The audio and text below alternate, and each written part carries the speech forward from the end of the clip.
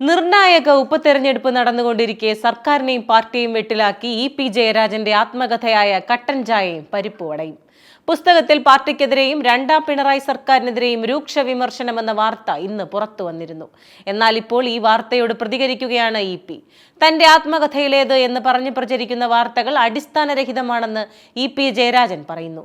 പുറത്തുവരുന്നത് വ്യാജ വാർത്തകളാണെന്നും കവർ ചിത്രം പോലും തയ്യാറാക്കിയിട്ടില്ല എന്നും അദ്ദേഹം പറയുന്നു. വിഷയത്തിൽ നിയമ നടപടി സ്വീകരിക്കുമെന്നും അദ്ദേഹം പ്രതികരിച്ചു. ആർക്കും പ്രസിദ്ധീകരണത്തിനുള്ള അനുമതി നൽകിയിട്ടില്ലെന്നും ഈ പറയുന്നത് മുഴുവൻ അസംബന്ധമാണെന്നും ഇ.പി. ജയരാജൻ കൂട്ടിച്ചേർത്തു. പുറത്തുവരുന്ന കാര്യങ്ങൾ പുസ്തകത്തിൽ എഴുതിയിട്ടില്ലെന്നും ഇക്കാര്യങ്ങൾ എഴുതാൻ ഉദ്ദേശിക്കുന്നുമില്ലെന്നും ഇ.പി. ജയരാജൻ വ്യക്തമാക്കി. തിരഞ്ഞെടുപ്പ് മുൻനിർത്തി ബോധപൂർവം സൃഷ്ടിച്ച വാർത്തയാണിതെന്നാണ് ഇ.പി. ജയരാജന്റെ പ്രതികരണം. അതേസമയം കട്ടൻ ചായയും പരിപ്പുവടയും ഉടൻ പ്രസിദ്ധീകരിക്കില്ലെന്ന് DC ബുക്സ്. നിർമ്മിതിയിലുള്ള സാങ്കേതിക പ്രശ്നം മൂലം പ്രസാധനം നീട്ടിവെച്ചതായി DC ബുക്സ് ഫേസ്ബുക്കിലൂടെ അറിയിച്ചു. ഉള്ളടക്കം സംബന്ധിച്ച കാര്യങ്ങൾ പുസ്തകം പ്രസിദ്ധപ്പെടുത്തുമ്പോൾ വ്യക്തമാക്കുന്നതാണെന്നും DC ബുക്സ് വിശദീകരിച്ചു. വയനാട് ചേലക്കര ഉപതെരഞ്ഞെടുപ്പ് നടക്കുന്ന ദിവസം തന്നെ പുസ്തകത്തിന്റെ ഉള്ളടക്കത്തെക്കുറിച്ചുള്ള ചില വിവരങ്ങൾ പുറത്തു വന്നിരുന്നു.